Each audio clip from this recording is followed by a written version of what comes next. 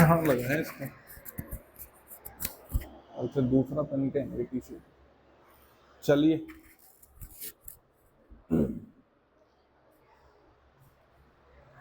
तो ये उसका फ्लैश चल रहा है ये।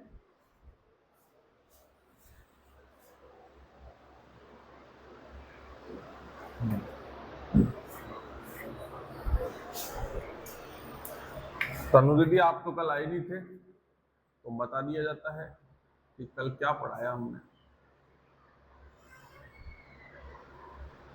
जब भी हम पढ़ेंगे डेट जरूर मेंशन करेंगे। क्या क्या मेंशन करेंगे? और डेट के साथ साथ अगर या डे भी मेंशन कर लो तो एक अच्छी हैबिट है। क्या है आज? ट्यूसडे है क्या? मंगल ही मंगल है तुम्हारा। चलिए स्टार्ट करते हैं। इधर आजा बेटा, इधर आजा, आगे आजा। उधर पीछे क्यों बैठी इतनी? यहाँ बैठ जाए। तो थोड़ा सा रिकॉल कर लेते हैं लास्ट क्लास में क्या पढ़ा था। एक नया चैप्टर चालू किया है। जब आप छोड़ के गए थे तब तो ट्रिग्नोमेट्री चल रही थी ना। ट्रिग्नोमेट्री हम फिर से करेंगे, ठीक है। एक नया चैप्टर है, चैप्टर नंबर 5, जिसका नाम है एपी। शॉर्ट में एपी है, वैसे इसको बोलेंगे अर्थमेटिक प्रोग्रेशन।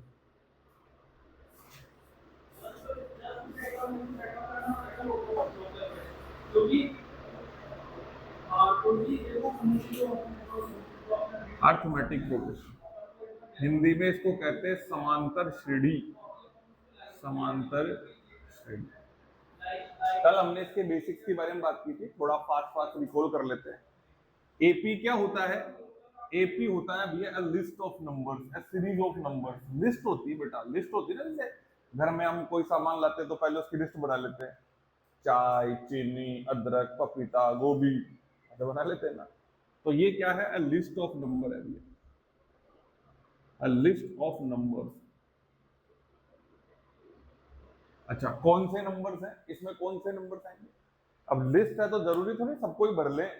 लिस्ट का मतलब कुछ चुनिंदा होते हैं ना। अरे बहुत सारी सब्जियां मार्केट में, लेकिन घर में बनाते हैं तो लिस्ट बनाते हैं ना, ये चाहिए, ये नहीं चाहिए, ये चाहिए। वैसे ये लिस्ट ऑफ नंबर्स है, लेकिन कौन से numbers? An arithmetic progression an AP is a list of numbers in which, जहां पर कैसे नंबर्स आएंगे? ऐसे नंबर्स आएंगे जिसमें कोई एक नंबर में एक फिक्स नंबर ऐड होकर जाएगा, ठीक है। Every terms which obtained by adding a fixed number to a preceding term। preceding का मतलब पीछे वाले। मतलब इसके अंदर हम क्या करेंगे भैया? ऐड करेंगे एक फिक्स नंबर। एक फिक्स नंबर को हम ऐड कर देंगे। ये फिक्स नंबर जो होगा वो इसका कॉमन डिफरेंस होगा। क्या होगा? Common difference. और इस कॉमन डिफरेंस को हम स्मॉल डी से लिखेंगे, है ना। कल जो क्लास लिए थे उनको सब समझ में आ रहा है, जो नहीं है वो भी कोई दिक्कत नहीं, हम रिकॉल कर रहे चीजें। जब हम समझेंगे तो फिर से आप लोगों को सारी चीजें याद आ जाएगी। फिर क्या है सर? ये फिक्स नंबर ऐड कायम करोगे आप तो आपके पास में लिस्ट चालू करने के लिए कोई फर्स्ट मेंबर होना चाहिए उसका। जैसे मान लो आप लिस्ट बना रहे हो तो सबसे पहले टमाटर लिख लिया था। अब टमाटर के आगे ऐड करते जाओ क्या क्या चाहिए, या गोभी लिख ली। कोई नंबर लाओगे ना लिस्ट बनाने के लिए, कोई सा नंबर उठाओगे वो उसका फर्स्ट नंबर होगा था। क्या होगा? First number. फर्स्ट नंबर या फर्स्ट टर्म बोल सकते हो आप। First term of given AP. Given AP. अच्छा, इस फर्स्ट टर्म में आप वो कॉमन डिफरेंस ऐड करते चलो, आपको मिलेगी भैया जनरल टर्म ऑफ एपी। क्या मिलेगी? General terms of AP. अच्छा सर, आपने जो अभी एक फिक्स नंबर, सॉरी एक जो फर्स्ट टर्म ली उसको क्या है? ए से डिनोट कर दो। किससे डिनोट कर दो भाई? एफ फॉर एप्पल ए से चालू होता है। जरूरी नहीं है, रटना नहीं है चीजों को। ए ही लिखे, पी टी कुछ ही लिख लो यार। तुम्हारा नाम है उसका पहला अक्षर लिख लो। मैं जी से स्टार्ट कर दूं। वेरिएबल हम कुछ भी ले सकते हैं, मैंने यहाँ ए लिया है। अब अभी तक आपने बताया सर कि एक लिस्ट बनानी है साहब। देखो अभी हमारे पास बहुत समय है यार एग्जाम का। हम चीजों को गहराई से समझेंगे क्योंकि आगे आने वाली जो एनईपी मैंने कल बताया था 2020 नेशनल एजुकेशन पॉलिसी जो आ रही है वो तुम्हारी सोच पे काम करेगी। वो ये रटने वाली चीजें गई, अब एग्जाम भी होगी ना, तुमको कोई सिलेबस नहीं होगा एग्जाम का। बता दिया जाएगा, 10th क्लास का पेपर है साहब, खुद ही क्वेश्चन बनाएगी एनसीईआरटी, सोच सोच के जवाब देना है, पर्टिकुलर कोई क्वेश्चन बैंक नहीं आएगी तुम्हारे पास। तो अभी से सोचना चालू करो, चीजों को गहराई से समझना चालू करो कि सर एक लिस्ट ऑफ नंबर होगा, वहां पर एक नंबर फिक्स ऐड करना है, कौन से नंबर में, जो हम पहला चुनेंगे। दुनिया का कोई सा भी नंबर चुन सकते हो। जैसे मान लो मैंने एक नंबर चुना था, ये बनेगी हमारी एपी, देखो, अच्छा जनरल टर्म तो लिख दिया ना। हमने एक नंबर चुना साहब ए, क्या चुन लिया, ये है फर्स्ट टर्म ऑफ एपी है। अब आपने बोला सर लिस्ट बनानी है, लिस्ट कैसे बनानी है कि एक फिक्स नंबर ऐड करना है, और वो फिक्स नंबर कौन सा है, डी। तो मैं इस ए में ये डी ऐड कर दूंगा, तो मेरे को second member of this given AP मिलेगा।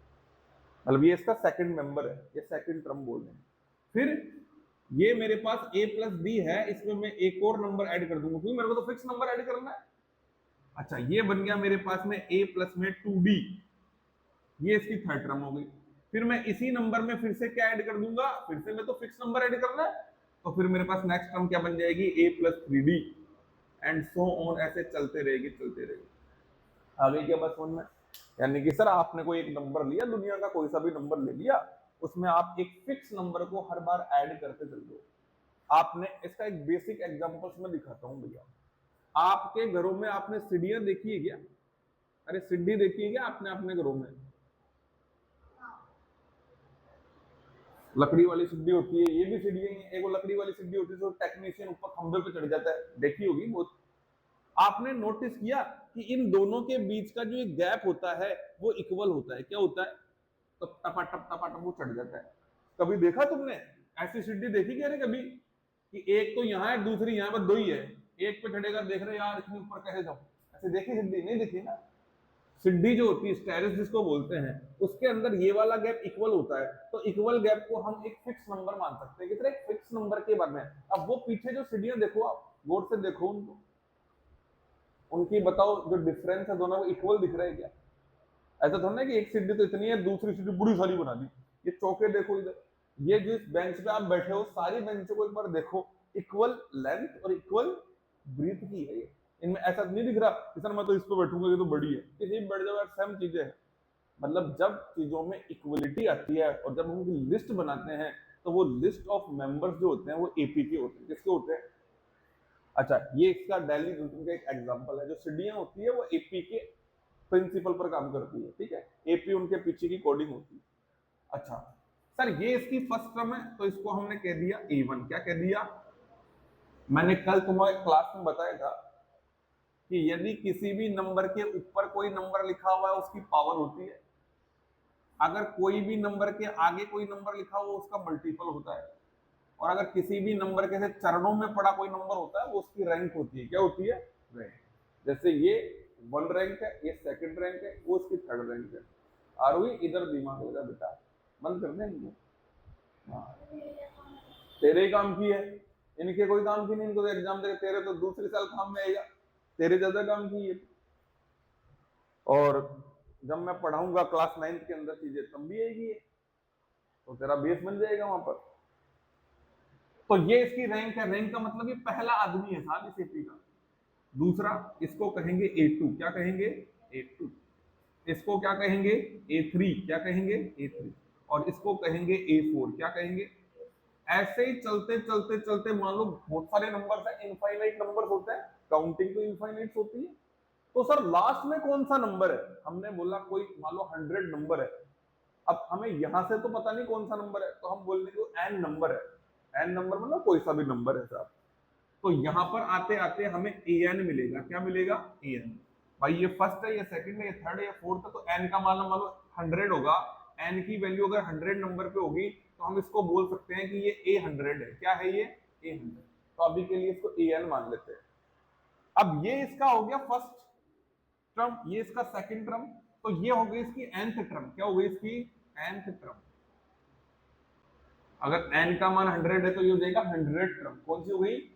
अच्छा ये 100 टर्म, इसको लास्ट टर्म कंसीडर करेंगे, क्या करेंगे, लास्ट टर्म कंसीडर करेंगे, क्या करेंगे कि भैया हमारी गिनती यहीं खत्म हो गई। अरे गिनती तो बहुत होती है, लेकिन एलकेजी यूकेजी नर्सरी क्लास में 100 तक ही गिनती सिखाते हैं, तो एक बार तो हमको लगता है कि वो लोग काउंटिंग कहां शुरू होती है 1 से, एंड कहां होती है 100 पे, क्योंकि हमको सिखाई उतनी है। ये तो बाद में पता चला कि भैया नंबर तो इनफाइनाइट होते हैं ना।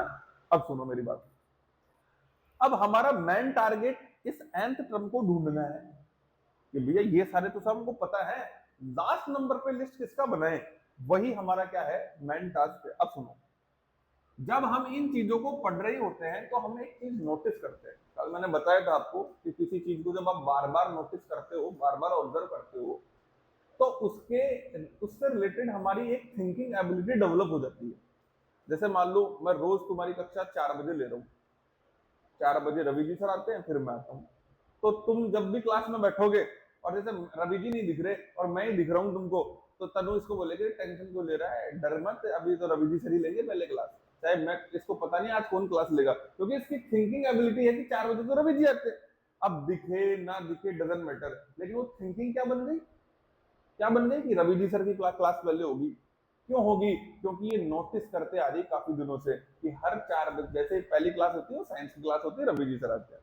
तो नोटिस करने से हमारी थिंकिंग एबिलिटी डेवलप होती है। जब हमने यहाँ नोटिस किया कि सर जब आप फर्स्ट मेंबर आप इस एपी का ले रहे हो, उसमें कोई फिक्स नंबर आप ऐड नहीं कर रहे हो, फिक्स नंबर तो सेकंड टर्म से ऐड कर रहे हो और हर बार वही नंबर आप ऐड कर रहे हो। यानी कि जब आपने फर्स्ट टर्म की बात की तो आपने कोई फिक्स नंबर ऐड नहीं किया, जब आपने सेकंड टर्म की बात की तो वो फिक्स नंबर आपने 1 टाइम ऐड किया, जब आपने थर्ड टर्म की बात की तो वो नंबर आपने 2 टाइम ऐड किया, और जब आप फोर्थ टर्म की बात कर रहे हो तो वो नंबर आप 3 टाइम ऐड कर रहे हो। यानी कि एक नोटिस किया, एक ऑब्जर्व किया हमने कि जिस रैंक की बात हो रही है वो फिक्स नंबर उससे एक कम बार ऐड हो रहा है। तो जब हम nth टर्म की तरफ पहुंचे तो हमने नोटिस किया कि अगर nth टर्म के बारे में बात करेंगे तो एक चीज तो हमने ये नोटिस किया है कि ये फर्स्ट टर्म जो है वो हर एक टर्म के साथ इंक्लूड है। तो हमने भैया ऑब्जर्वेशन से बना रही है सारी चीजें, तो हमने क्या कर दिया, इस एक को रख दिया यहाँ पे। हमने नोटिस किया कि ये फर्स्ट टर्म तो हर टर्म में इंक्लूड है, तो इसका मतलब ये तो nth टर्म में भी इंक्लूड होगी, तो हमने इसको nth टर्म में इंक्लूड रखा। फिर हमने नोटिस किया कि हर टर्म प्लस हो रही है, वैसे भी सीरीज प्लस होती है, तो ये हो गया भैया प्लस। अब हमने क्या किया, हमने नोटिस किया कि यार ये nth रैंक है, यहां ये थर्ड रैंक थी, तो यहां पर नंबर आया 2, तो क्या मैं इस 2 को ऐसे लिख सकता हूं क्या, 3 - 1? अरे लिख सकते हैं क्या, 2 को लिख सकते हैं 3 - 1। तो मैं इस 2 को, जैसे मान लो यहाँ पे 2 है, तो मैं इसको लिख रहा हूँ 3 - 1। अब यहाँ 2 की जगह इसकी 3 की जगह क्या है, n है, क्या है, तो जहां 3 - 1 था वहां n - 1 आ गया, क्या आ गया, और वो कॉमन डिफरेंस हमेशा ऐड हो ही रहा है, ये डी सबके साथ चल ही रहा है। तो हमारे सामने एक भैया nth टर्म ऑफ एपी आई, इसे ही बोलते हैं जनरल टर्म ऑफ एपी।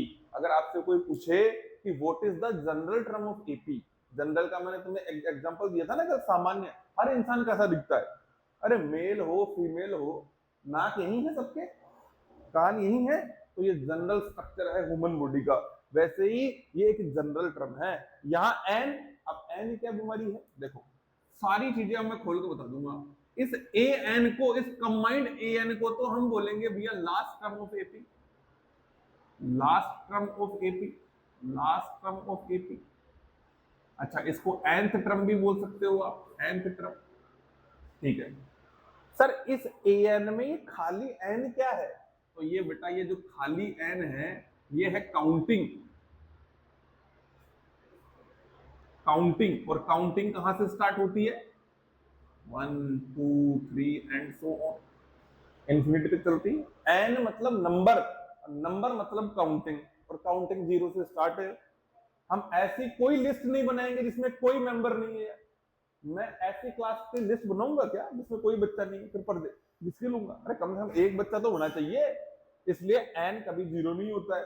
अच्छा, एन काउंटिंग है तो कहां से स्टार्ट होगी, 1 से, इसका मतलब यहां जो भी आएगा वो 1 से स्टार्ट होने वाला नंबर है, आगे कितना ही लिख दो चाहे, ठीक है। इसके बारे में तुम जानते ही हो, it is sign of equal to, दो चीजों को बराबर दिखाने के लिए काम में आता है। ए क्या है सर, यहाँ पे ए है भैया फर्स्ट नंबर या फर्स्ट टर्म ऑफ एपी।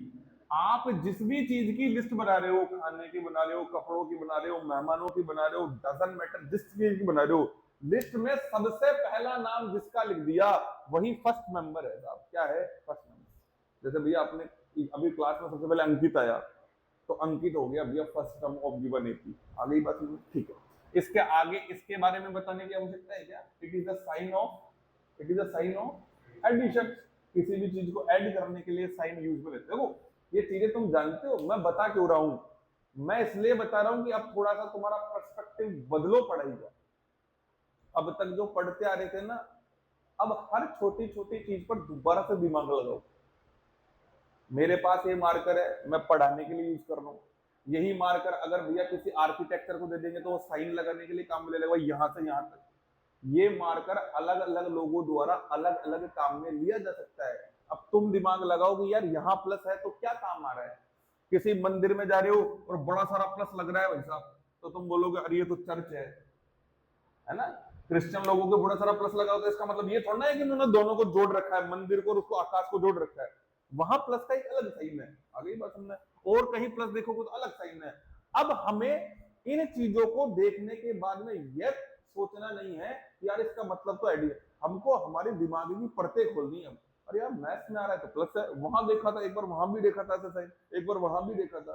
सोच को थोड़ा सा डेवलप करने का है। आने वाला टाइम एआई का है और सर्वाइव करने के लिए भले ही बता चुका हूँ, दिमाग की परतें खोलनी पड़ेगी। इसलिए मैं थोड़ा गहराई में जाके पढ़ा रहा हूँ अभी।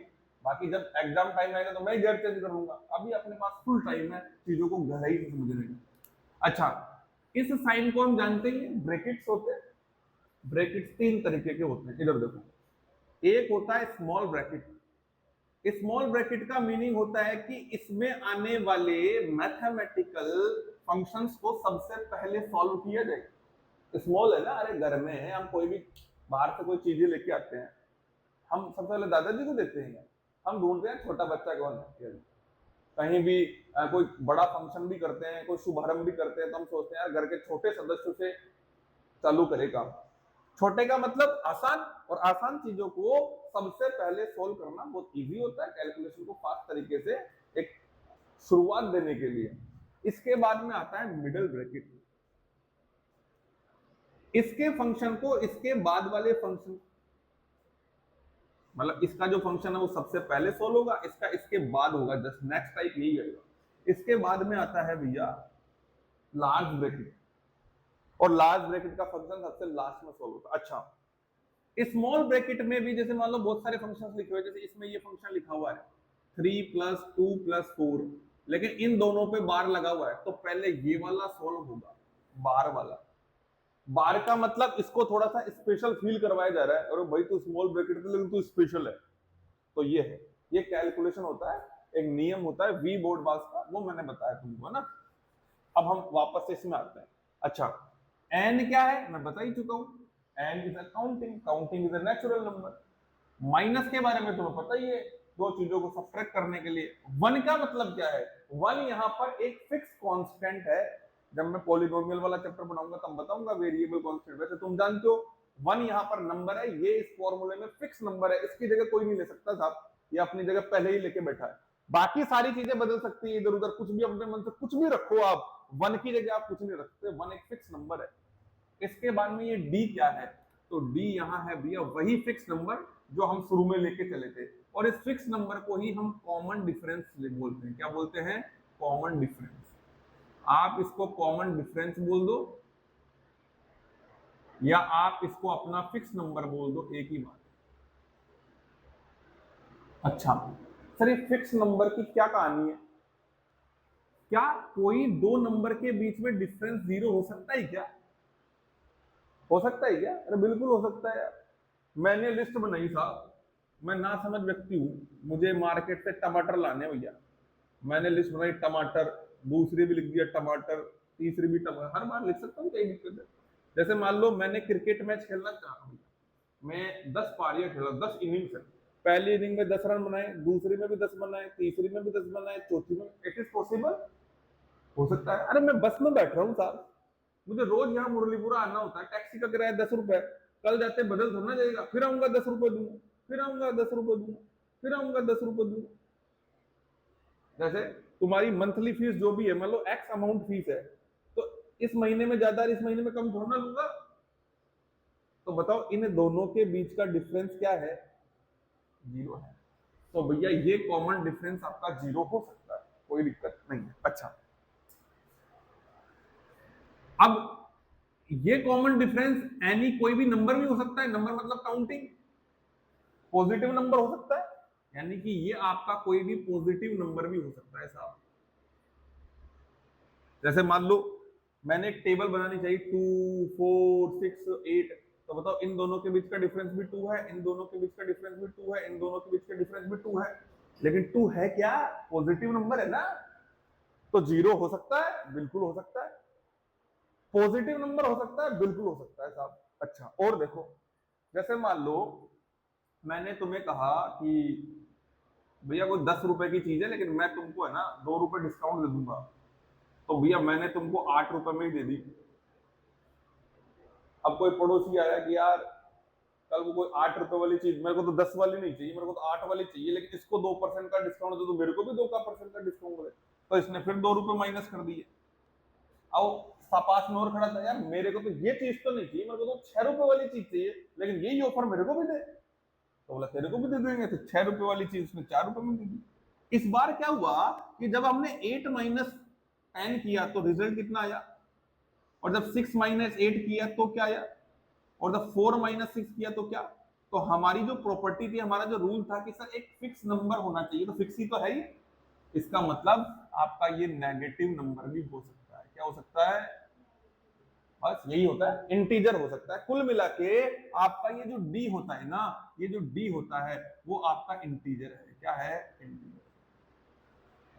तो बताया था ना इंटीजर क्या होता है, every negative every positive with zero are integers, सारे के सारे नेगेटिव नंबर, सारे के सारे पॉजिटिव नंबर्स, और उसमें जीरो भी इंक्लूड हो तो वो इंटीजर्स कहलाते हैं। इंटीजर्स को हम कैपिटल आई और जेड से शो करते हैं। ये ले तेरी भी काम हो गया। अच्छा, आई आई मतलब इंटीजर, इसलिए हमको समझ में आया। Y Z, Z is a German word which is Zahlen. Zahlen का मीनिंग होता है टू काउंट। क्या होता है, टू काउंट। कल बताया था ना काउंटिंग में टू काउंट, किसी चीज को गिनना, और जर्मनी में ये लोग इसको कहते हैं जहलन। क्या कहते हैं, तो जहलन से जेड वर्ड बना है। अब अधिकतर मैथमेटिक्स इधर वाले देशों से आई है, जर्मनी, ग्रीस, और इन्होंने ज्यादा डेवलप किया। वैसे तो देन हमारी है, लेकिन हम पैटेंट नहीं करा पाए, मैंने बताया था तुमको। I for integer, Z for जलन, इसलिए आई और जेड सिंबल जहां भी यूज होगा वो इंटीजर होगा। इसका मतलब ये एन जो होगा वो काउंटिंग होगा, और काउंटिंग को हम कैपिटल एन से डिनोट करते हैं, क्योंकि ये नेचुरल नंबर होते हैं। यानी कि हम ये कह सकते हैं कि ये जो स्मॉल एन है वो बिलोंग्स टू एन होते हैं साहब। ये जो साइलोन है ना, ये जो साइन दिख रहा है तुमको, ये ई नहीं है, ये ई फॉर एलिफेंट नहीं है, ये मैथमेटिक्स का बहुत खूबसूरत साइन है। आगे जाके मैथमेटिक्स को और जाके एक्सप्लोर करोगे, 11 12 10 जो भी तुम पढ़ रहे हो, ये साइन बहुत काम आएगा। इसको बोलते हैं एफ साइलोन, या इसका मीनिंग होता है बिलोंग्स टू। जैसे Ankit belongs to brilliant school, Tanu belongs to kids campus, and Ayushi belongs to government school. Belongs to का मतलब होता है जुड़ा होना, and all 3 students are belongs to Guru's classroom. तो बिलोंग्स टू का मतलब होता है संबंधित होना, यानी कि ये स्मॉल एन इस कैपिटल एन से संबंधित है। संबंधित है मतलब कैपिटल एन के सेट से बाहर निकलेगा। इस साइन को हमेशा याद रखना, आगे की बात समझ में आगे जाके काम आएगा। अच्छा, ये डी क्या है सर, तो D belongs to capital Z और आई। बिलोंग्स टू है मतलब इंटीजर आ सकता है सर, जीरो आ सकता है, नेगेटिव आ सकता है, और पॉजिटिव भी आ सकता है। तो ये हमारी nth टर्म ऑफ एपी है। अब इससे रिलेटेड एग्जांपल्स हमें पूछे जाएंगे। एग्जाम में कैसे क्वेश्चंस आते हैं, एग्जाम में बहुत इजी क्वेश्चंस आएंगे, लेकिन आएगा 1-2 नंबर का। अच्छा, एक न्यूज में तुमको और बता दूं, अखबार पढ़ने का सबसे अच्छा बेनिफिट यही होता है, और मैंने मेरे लाइफ में एक चीज ऐड की है। पहले मैं पढ़ता था, लेकिन सीरियस नहीं पढ़ता था। आगे का प्रश्न पढ़ लिया, पीछे का पढ़ लिया, बीच का पढ़ लिया, खेल समाचार पढ़ लिया, बंद। मेरे को कोई एग्जाम फाइट नहीं करनी है, बस केवल टीचर्स की एग्जाम देता हूँ गवर्नमेंट, और मैंने त्याग दिया है कंपटीशन। कितना पढ़े यार, बाल बच्चे पालने हैं, इनमें थोड़ा ना लगे रहे, अपना खुद का बिजनेस सेटअप कर रहे हैं, छोटी मोटी नौकरी कर लेते हैं, घर में खूब चीजें। तो मैंने सोचा यार क्यों ना फिर से पढ़ना चालू किया जाए, तो स्टार्ट कहाँ से करें। तो फिर मैंने किताबें तो मैं पढ़ता ही हूँ, लेकिन किताबों में फिक्स नॉलेज होती है साहब, वही रहेगी 12 महीने तक, वही नॉलेज भरी रहेगी उसमें। मैंने सोचा यार न्यूज़पेपर फिर से चालू करते हैं। तो आज मैं न्यूज़पेपर पढ़ रहा था, एक भैया तगड़ी न्यूज आई है। आरबीएससी और आरबीएससी क्या है ये मेरे को बताने की आवश्यकता है नहीं। जिस परीक्षा के लिए तुम तैयारी कर रहे हो वो राजस्थान बोर्ड करवाता है, Rajasthan board of secondary education. इसका जो हेडक्वार्टर है वो है अजमेर में, अजमेर राजस्थान में इसका हेडक्वार्टर है। इसका नया अध्यक्ष बना है साहब, अध्यक्ष को बोलते हैं प्रेसिडेंट। इसका नया अध्यक्ष बना है भैया हनुमान जी, हनुमान सिंह राठौड़। इस हनुमान सिंह राठौड़ ने, हाँ हनुमान, भगवान नहीं हनुमान, अरे भगवान हनुमान नहीं, वो व्यक्ति है हनुमान। हनुमान सिंह राठौड़ नाम का एक व्यक्ति, इसको अभी आरबीएससी का नव निर्वाचित अध्यक्ष बनाया गया। इस आदमी ने अध्यक्ष बनते सबसे पहली लाइन बताऊं क्या की है? 8वीं 10वीं और 12वीं की जो बोर्ड परीक्षाएं होगी, जो बोर्ड परीक्षाएं होगी उनका पैटर्न बदलेगा, और पैटर्न सोचने की शक्ति पर आधारित होगा, सोचने की शक्ति पर। तो भैया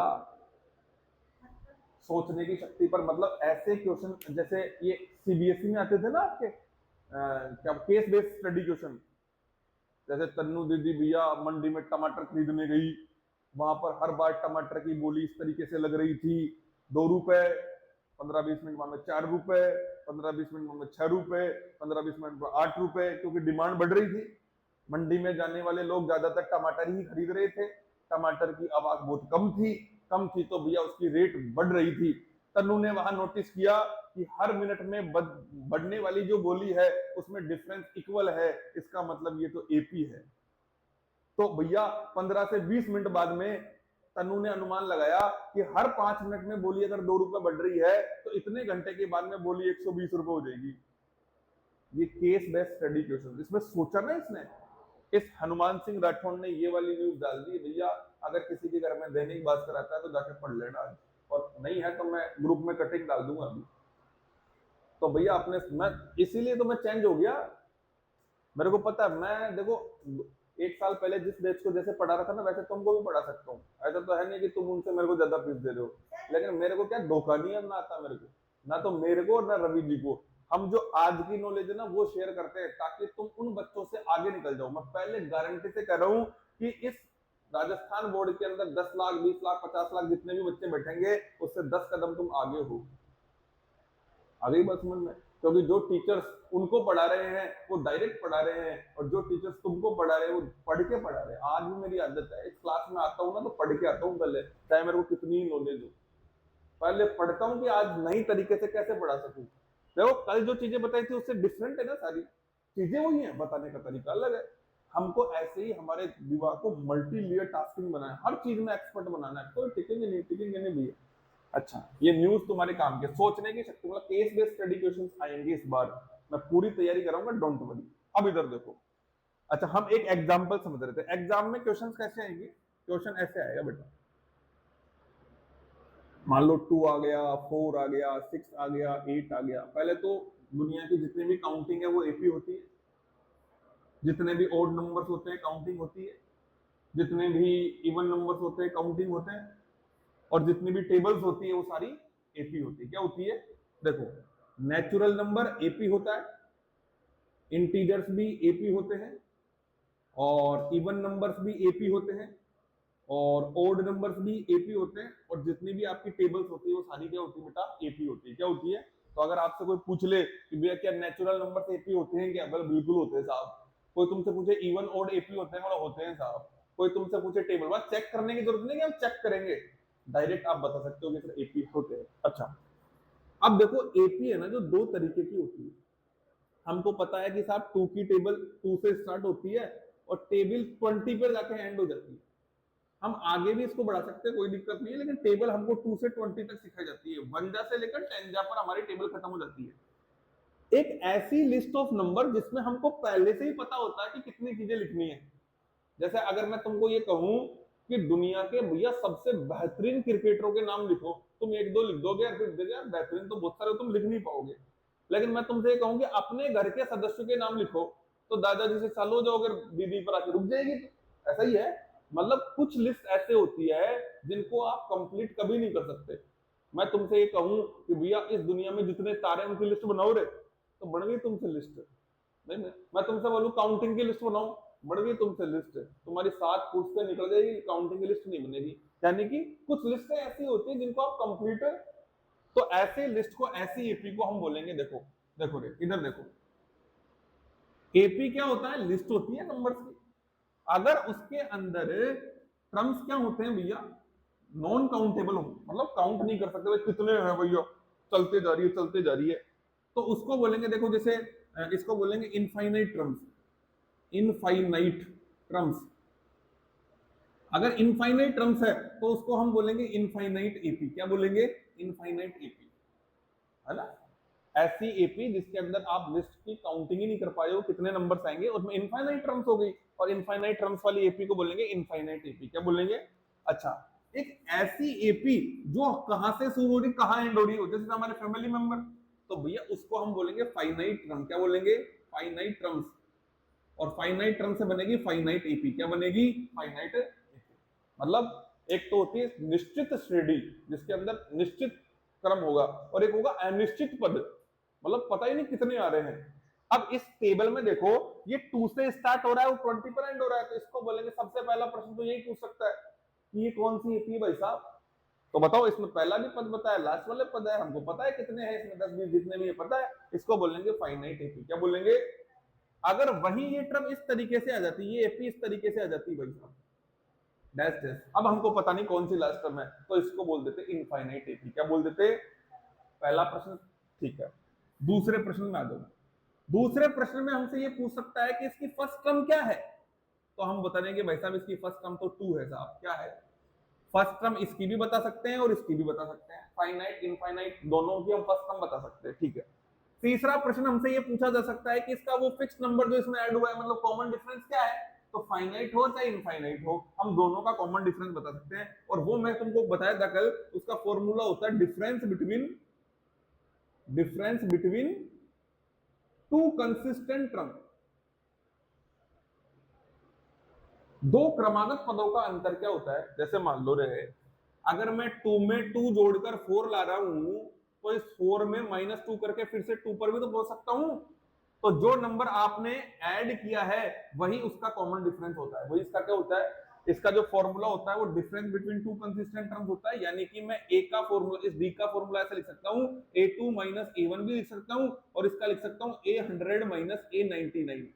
मैं इसका ये नहीं ले सकता भैया कि भैया A4 में से A1 घटा दूं, कंसिस्टेंट होना चाहिए, काउंटिंग आनी चाहिए, 1 2 99 और 100, ये कहां काउंटिंग है 1 और 4, आ गई बात समझ में। यानी कि जब भी हम कंसिस्टेंट टर्म का डिफरेंस निकालेंगे हमारे पास में कॉमन डिफरेंस आ जाएगा। क्या जाएगा, अब इस प्रश्न में हमसे ये पूछा जा सकता है कि भैया डी की वैल्यू क्या है रे यहाँ पे, तो डी की वैल्यू आपको लिस्टिंग में तो कहीं नहीं मिलेगी, जैसे आपको फर्स्ट टर्म देखते ही मिल गई, डी तो यहाँ छिपा हुआ होता है, उसको ढूंढना पड़ेगा। तो डी की वैल्यू ढूंढने के लिए हम किन्हीं भी दो पदों को माइनस कर सकते हैं, इनको कर दो चाहे इनको कर दो, चाहे इनको कर दो, किसी को भी कर दो। तो मान लो 8 - 6 कर देते हैं, तो 8 - 6 कितना जाएगा, 2। ये 2 ही यहाँ क्या है, अब आप बोलोगे सर ये 2 तो यहाँ लिखा हुआ था ना, अरे भैया ये 2 अलग है और ये 2 अलग है, ये 2 क्या है, डिफरेंस है, ये इंटीजर वाला 2 है और ये काउंटिंग वाला 2 है।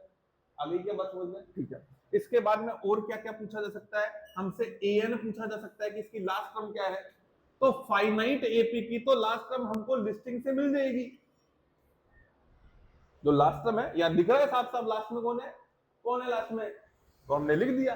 लेकिन इनफाइनाइट एपी की लास्ट टर्म ढूंढने के लिए हमको फिर फॉर्मूला यूज करना पड़ेगा, nth टर्म वाला, a प्लस में n-1d, ये वाला फॉर्मूला यूज करना पड़ेगा। और हमको पूछेगा प्रश्न में कि भैया इसका 20 टर्म निकाल दो या 100 टर्म निकाल दो या 500 वाली टर्म निकाल दो, वहां पर इस an की वैल्यू निकालने के लिए किसका यूज करेंगे, इस nth टर्म का यूज करेंगे। बताओ यहां तक कोई दिक्कत है क्या। अब सुनो और क्या चीजें हैं, हमसे प्रश्न में यह भी पूछा जा सकता है कि जो लिस्ट ऑफ नंबर्स आपको दिए गए हैं वो एपी है या नहीं है।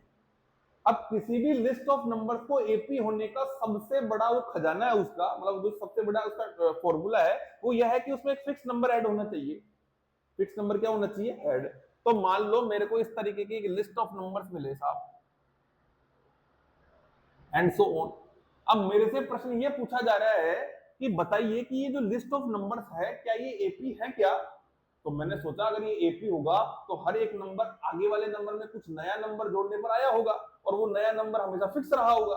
तो मैंने क्या किया, इस आगे वाले नंबर में से पीछे वाला नंबर माइनस करके देखा, तो 6 - 3 किया तो आंसर आया 3। फिर मैंने आगे वाले नंबर में से फिर एक नंबर माइनस करके देखा तो 9 - 6 किया तो फिर से कितना आया 3। फिर पीछे वाले नंबर में से आगे वाले नंबर को माइनस करके देखा तो फिर से क्या आया 3। तो मैं समझ गया कि भाई हर नंबर जो आ रहा है वो एक फिक्स नंबर के ऐड करने पर आ रहा है, ताकि फिक्स नंबर सब्ट्रैक्ट करने पर फिक्स नंबर आ रहा है, इसका मतलब ऐड करने पर भी फिक्स नंबर आएगा।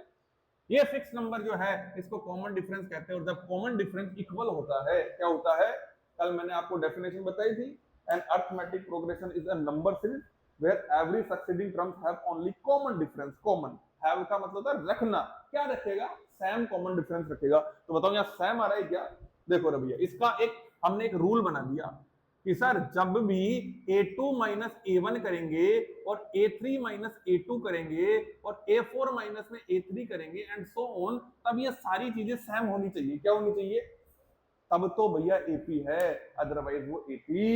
अगर मान लो गलती से ये हो गया, क्या हो गया सर, कि a3 - a1 sorry a2 - a1 और a3 - a2 जो है वो डिफरेंट आ गए। क्या गए, जैसे मान लो यहां तो लिखा हुआ है 3, यहां लिखा हुआ है 6 और यहां लिखा हुआ 8, यहां लिखा हुआ है 12। तो मैंने जब 6 - 3 किया तब तो 3 मिल गया, और जब 8 - 6 किया तो आंसर में आया 2। तो बताओ ये दोनों डिफरेंस तो अलग अलग हो गए ना, और जब अलग अलग हो गए तो इस केस में तो ये एपी नहीं है और इस केस में एपी। जैसे मान लो मेरे को सब्जी वाली लिस्ट बनानी है, तो टमाटर भी लिख रहा हूँ, भिंडी भी लिख रहा हूँ, टमाटो, लेडी फिंगर, पटेटो, और बीच में मैंगो डाल दिया था। अब तुमको पता है कि भाई ये तो वेजिटेबल नहीं है, तो तुम बोलोगे सर ये वेजिटेबल वाली लिस्ट तो नहीं है, क्योंकि इसमें तो कुछ ही वेजिटेबल्स है, बाकी तो कंप्लीट तो वेजिटेबल नहीं है सर, ये अलग से बनाओ लिस्ट इसकी। आ गई क्या बात समझ में। तो ये एपी है। यहां तक कि हमने कल मोटा मोटी बात की थी, आज ये चीजें मैंने फिर से इसलिए दोहराई है, बच्चे अपने पास कम है। अगर तुम चाहो तो इतनी नॉलेज का यूज करके आप अपना फर्स्ट चैप्टर आराम से कर सकते हो। तो फर्स्ट चैप्टर के मैं 2 क्वेश्चन तुमको करा देता हूं, ऐसे ऐसे ही करा दूंगा, जिसको नोट करना है वो नोट कर सकता है। लो, अच्छा मैंने अभी तक नोट करवाया था क्या कुछ, कहां तक नोट करवाया, अच्छा ये सारी चीजें शायद नोट करवा दी थी मैंने। तो तन्नू दीदी इनसे नोट कर लेना ना, सुंदर सुंदर। और अपनी क्या बात हो रखी है, अपनी एक बात हो रखी है ना, अपनी एक डील हो रखी है कि नोट्स बहुत सुंदर बनाने हैं, है ना, और फिर दोनों मिलके उसको सेल करेंगे मार्केट में, ठीक है। और रखी दिन बात है, तो नोट्स तेरे सुंदर होने चाहिए भैया। चलो एपी निकालो, देखो एपी का फर्स्ट क्वेश्चन क्या है। अच्छा मैंने एक चीज और बताई थी तुमको कि कुछ ऐसे चैप्टर्स होंगे जिनके एग्जांपल्स में मैं खुद करूंगा, है ना। तो ये जो चैप्टर है इसके एग्जांपल्स बहुत इजी है, तो आप खुद से इसके एग्जांपल सोल्व करना, नहीं आते हैं तो मैं बता दूंगा। जिस चैप्टर को मेरे को ऐसा लगेगा नहीं यार इसके तो मेरे को ही बताने चाहिए, उसके पूरे मैं बताता ही हूँ, ऐसी कोई दिक्कत है ही नहीं। इसके इजी एग्जांपल्स आप खुद कर सकते हो। चलिए डायरेक्ट एक्सरसाइज में प्रवेश लेते हैं। अच्छा इसमें देखो फर्स्ट क्वेश्चन क्या है, आज इसके 2 ही क्वेश्चन करेंगे। In which of the following situations, नीचे देगी कुछ परिस्थितियों में, does the list of numbers involve make the arithmetic progression and why. हमको ये बताना है कि ये अरिथमेटिक प्रोग्रेशन है, एपी है या नहीं है तो क्यों है साहब, नहीं है जब तो कोई समस्या ही नहीं है, और है तो क्यों है ये बताना है। चलो पहले क्वेश्चन की तरफ बढ़ते हैं, अब बाद में नोट करना भाई। द टैक्सी फेयर, फेयर का मतलब होता है किराया, क्या होता है बेटा, किराया। The taxi fare after each kilometer when the fare is 15 for the first kilometer। ये ऐसे बोल रहा है भाई साहब कि गाड़ी में बैठते ही अगर आपने कोई टैक्सी बुक की है, अब देखो यहां सोचने की बात है, अगर मैंने बोला अपनी लेयरिंग दिमाग की परतें कैसे खोली जाती है, जैसे टैक्सी है ना, तो आपके मन में फिर ऐसे शब्द आने चाहिए, सर एक तो उबर चलती है, एक टैक्सी भारत टैक्सी चलती है, एक ओला चलती है, एक रैपिडो चलती है, तो ये 4-5 के तुम्हारे नाम, अब नाम आते तुम्हारी थोड़ी, अब इससे हुआ क्या, इससे हुआ तो कुछ भी नहीं, लेकिन हमारी थोड़ी सोचने की शक्ति बढ़ गई कि एक टैक्सी से हमने 4 नाम याद कर लिए, 4 ऐसी कंपनियां जो किसमें करती है, ट्रांसपोर्ट टैग के अंदर। आज भैया अपना भारत के अंदर हमको ट्रांसपोर्ट सुविधाएं, अच्छा आजकल तो लोडिंग में भी आ गई, लोडिंग में कौन कौन सी आ गई, अभी एक चल रही है ना, कौन सी चल रही है, एक तो ब्लिंकिट चल रही है लोडिंग में, जो आपके सामान जो आपको नहीं, देखो ये चीजें तो आपको ट्रांसपोर्ट कर रही है, लेकिन ब्लिंकिट थोड़ी ना, तुम ब्लिंकिट बुक करोगे तो तुमको छोड़ के आएगी नानी के घर पे, वो तुम्हारा सामान डिलीवर कर रही है। तो एक तो ब्लिंकिट हो गई, एक स्विगी हो गया, एक जोमेटो हो गया, आजकल तो एक जेप्टो चल रहा है, जेप्टो, है ना, जेप्टो चल रहा है। अच्छा, और बड़े में आ जाओ आप, बड़ों में एक वो लोगो लोगो कुछ लोगो पिट करके कुछ थी कंपनी, कौन कौन है बड़ी बड़ी है। अमेजोन, अमेजन तो एक वो सोशल, वो कोई तेरे को गाड़ी लेके थोड़ा ना रहा है अमेजन की, वो तो एक क्या बोलते हैं ई कॉमर्स साइट्स हो गई, वो नहीं है। ये ऐसी, मैं तो ऐसे बता रहा हूँ कि एक चीज को दूसरी जगह डिलीवर कर रही है वो कंपनियां, इन चीजों की, जैसे जितने भी ये कुरियर कंपनीज होती है ना, वो चीज है, उनका नाम आप याद रख सकते हो। अच्छा, ये बोल रहा है कि साहब गाड़ी बुक करते ही 15 तो लग गए, 15 रुपए तो लग गए, मतलब आपने गाड़ी बुक की, अब आप इसमें चाहे बैठो चाहे मत बैठो, डजन मैटर, 15 रुपए तो लग गए आपके।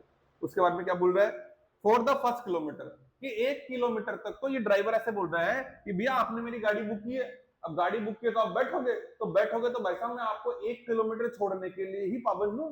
आप ऐसे नहीं है कि भैया आप बोलोगे, जैसे मैंने गाड़ी बुक की है भैया खेतान हॉस्पिटल के लिए, वहां जाने के बाद यार तो थोड़ी देर रुक, अपने एसएमएस हॉस्पिटल भी चल के आएंगे, तो वो बोले ओ भैया यहीं तक बुक की थी आपने।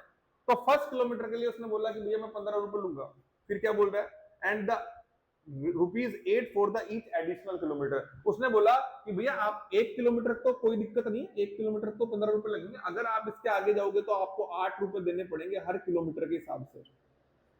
हर किलोमीटर के हिसाब से आपको कितने देने पड़ेंगे, तो बताओ, प्रत्येक किलोमीटर एडिशनल किलोमीटर पर वो 8 रुपए दे रहा है, तो पहले वो किराया ले चुका तुमसे।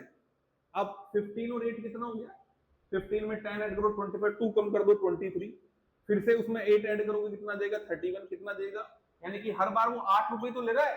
तो बताओ जो एडिशनल चीजें ऐड हो रही है वो क्या फिक्स है क्या, और बताओ फिक्स नहीं है, तो फिर, और जहां पर फिक्स नंबर होता है वही क्या होता है, तो इसका मतलब जो आपका फर्स्ट केस है, it is AP, it is, और उसका रीजन क्या है, the additional number is a fix, जो एडिशनल नंबर आप ऐड कर रहे हो वो फिक्स है गुरुजी, और फिक्स है तो भैया एपी है, अदरवाइज एपी नहीं है। यही तो मैं समझा रहा था इधर कि जो फिक्स है, जो कॉमन है वो तो एपी होगा, अदरवाइज एपी। तो पहले केस में हम बोलेंगे इट इज एन एपी, यह एक एपी है। दूसरा केस देखो, the amount of air present in a cylinder, cylinder देखा हुआ है, अरे घरों में आता है ना अपना रसोई गैस वाला एलपीजी सिलेंडर, उसके अंदर एयर ही तो होती है, वो एयर किस फॉर्म में होती है, लिक्विड पेट्रोलियम गैस होती है साहब। ये आपका एक सिलेंडर है, और ये सिलेंडर है भैया भारत पेट्रोलियम का, बीपी का, Bharat gas, LPG, Bharat gas, ये लो भैया। अब इसके अंदर भैया एयर भरी हुई है, एयर, अरे गैस ही तो होती है एयर।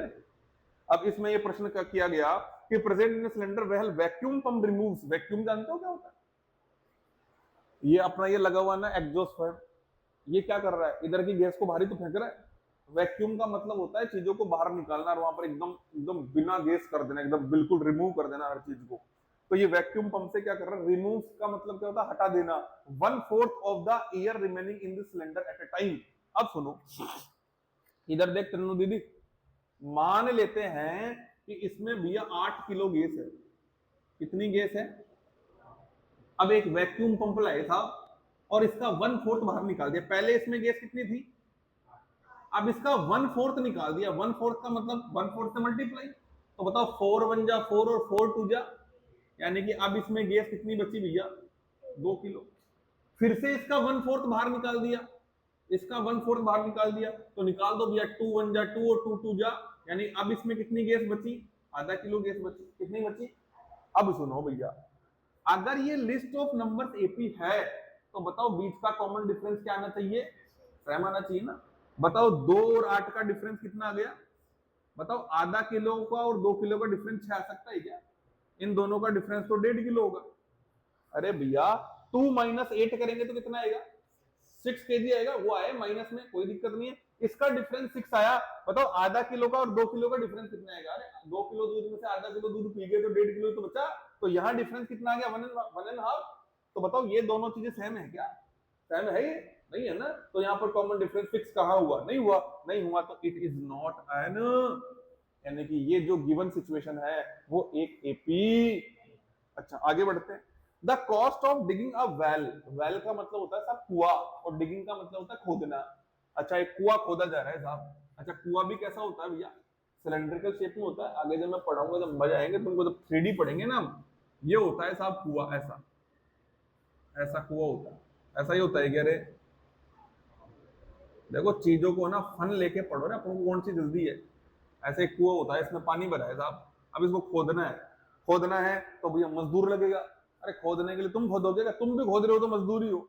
अच्छा, the cost of digging well after every metre of digging when the cost of 150। भाई साहब किसी मजदूर को लगेगा, आपको बोले 150 रुपया लगेगा भैया, 150 रुपया।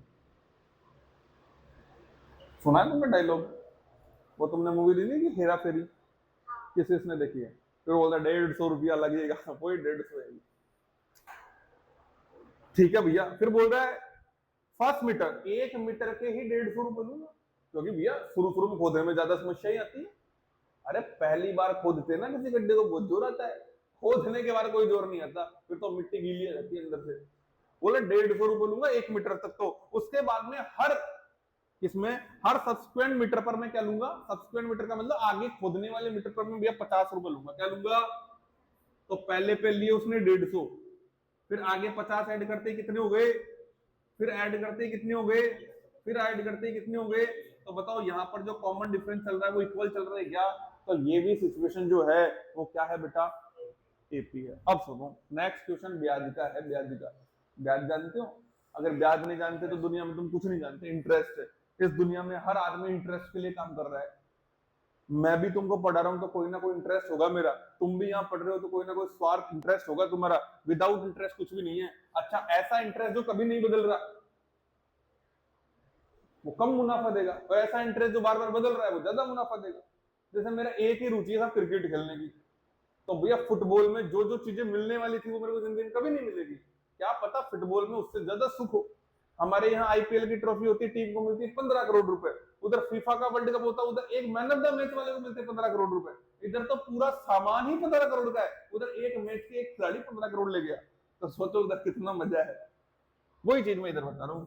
अगर सिंपल इंटरेस्ट है, सिंपल इंटरेस्ट का फॉर्मूला होता है पीआरटी अपॉन 100। 8th क्लास में बताया था ना, पीआरटी अपॉन 100। हमेशा याद रखना सिंपल इंटरेस्ट कभी नहीं बदलता है।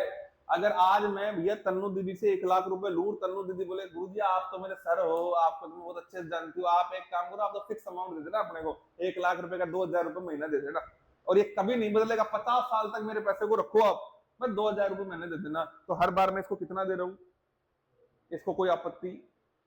तो फिक्स अमाउंट दे रहा है ना इसके पास में, 50 साल बाद में इसके 1 लाख देके फ्री। तो जब अमाउंट फिक्स होता है तो वो एपी होता है, और सिंपल इंटरेस्ट हमेशा फिक्स होता है। क्या होता है? बदलता नहीं है वो। इसीलिए हम क्या करते हैं, जो हमारी रिश्तेदारी में लेन देन करते हैं ना, वो हमेशा एसआई पे करते हैं। बैंक में करेंगे तो फिर कमाएंगे क्या आप वहां? हमारे चाचा को दे दिया, ताऊ को दे दिया, तो हम बोलिए तो सीधा ब्याज दे देना यार, तेरे से क्या ही लेंगे ब्याज पे ब्याज। तो हम एक सिंपल अमाउंट लेते हैं और वो हमेशा एपी बनता है। क्या बनता है? हमेशा इंटरेस्ट के क्वेश्चन में कंपटीशन लेवल तक ध्यान रखना। ये ऐसा क्वेश्चन आ गया वहां तुम रगड़ रहे हो पेन, तुमसे बड़ा मूर्ख कोई नहीं है। डायरेक्ट चीजें एसएसटी की तरह याद करो। कुछ चीजें मैथमेटिक्स में ऐसे होते हैं जिनका कोई लॉजिक नहीं होता, सीधे ही पता चल जाता है। तो सिंपल इंटरेस्ट क्या होगा? एपी होगा। क्या होगा?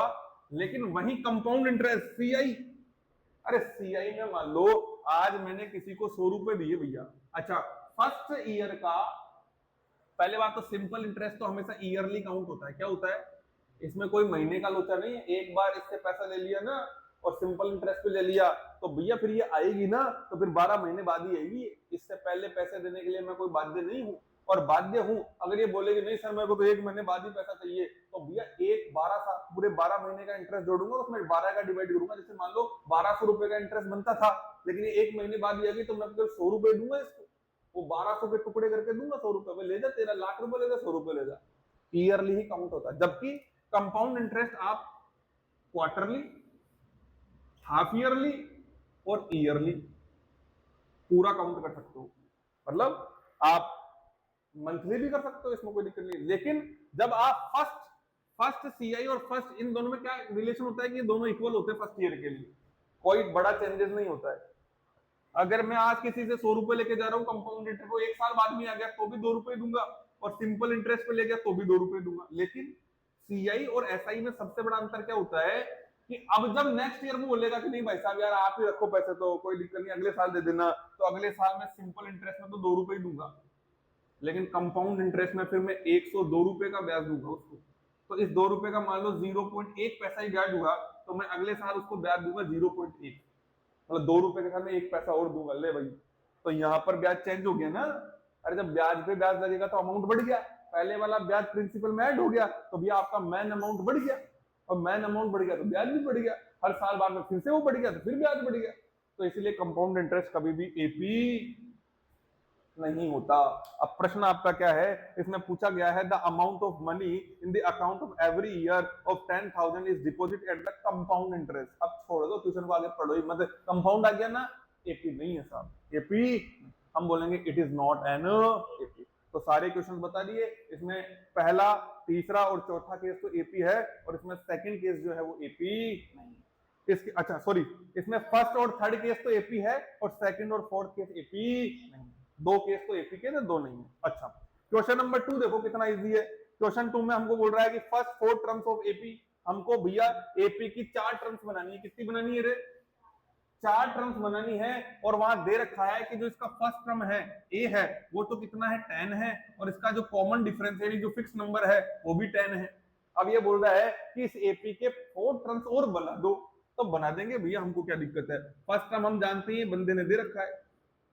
अब हर बार हमको 10 ऐड करना है, क्या करना है, एपी बताया था ना फिक्स नंबर ऐड करना होता है, तो 10 में 10 जोड़ेंगे तो कितना आ गया 20 में फिर से ऐड करेंगे कितना आएगा 30, 30 में फिर से 10 ऐड करेंगे कितना आएगा 40। या तो इसमें अलग अलग बार डी जोड़ दो रिपीट कर करके, या आगे वाले नंबर में फिक्स नंबर ऐड करते जाओ। तो ये बन गई 1 2 3 4 टर्म बन गई।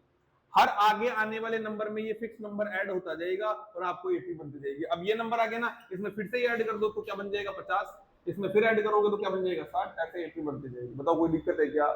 तो आपको होमवर्क में केवल कौन से क्वेश्चंस करने, अगर आपसे एग्जाम्पल होते हैं तो सारे तो एग्जाम्पल्स कर लेना, और जितने भी क्वेश्चंस आपसे होते हैं क्वेश्चन नंबर 1 और क्वेश्चन नंबर 2 तो करना ही करना है, इसके आगे भी अगर करना चाहो तो कर लेना। अब देखो, मैंने अभी तुमसे क्या कहा कि भैया मल्टी टैलेंटेड बनना है, टीचर का वेट नहीं करना है कि सर ने तो 2 ही क्वेश्चन कराए थे, आज तो मैं 2 ही क्वेश्चन करूंगा। नहीं नहीं नहीं, अब तुम्हारे सोचने समझने की शक्ति बढ़ चुकी है। सर ने इतना मैटर बताया, मैं इतने से कितना कर सकता हूं। जैसे मान लो तुमको 10 क्वेश्चन आ रहे, 10 के 10 निपटा लो, किसी को 5 आ रहे 5 निपटा लो, किसी को 6 आ रहे 6 निपटा लो, किसी को मेरे बताए केवल 2 ही आ रहे वो निपटा लो। अब ये आप पे डिपेंड करेगा कि आपको अपने कोर्स को कितनी जल्दी खींचना है। इससे पहले टीचर ये सोचता था कि यार मैं मर्जी कराऊंगा भैया, 2 ही क्वेश्चन कराऊंगा, इससे ज्यादा नहीं कराऊंगा। नहीं, टीचर से सवाल करो कि सर जो आपने कल बताया था ना उससे मैंने 10 क्वेश्चन कर लिए हैं पहले से ही, मेरे को समझ में आ गए सारे 10 क्वेश्चन, अब आप आगे चलिए। आगे की बात समझ, ये टाइम आ चुका है, थोड़ा सा अपने आप को एक्स्ट्रा ऑर्डिनरी बनाओ। आगे बात समझना, तो अभी आपके पास टाइम है, ये दोनों क्वेश्चन यहीं बैठ के मेरे को करके दिखा के फिर जा सकते हो। आगे बात समझ, तू जा कल चाहे जाना फिर, है ना, और तुम दोनों मेरे को 2 क्वेश्चन करके दिखा लो, फिर तुम भी जा सकते हो। आज साइंस की क्लास नहीं होगी तो तुम भी थोड़ा, हाँ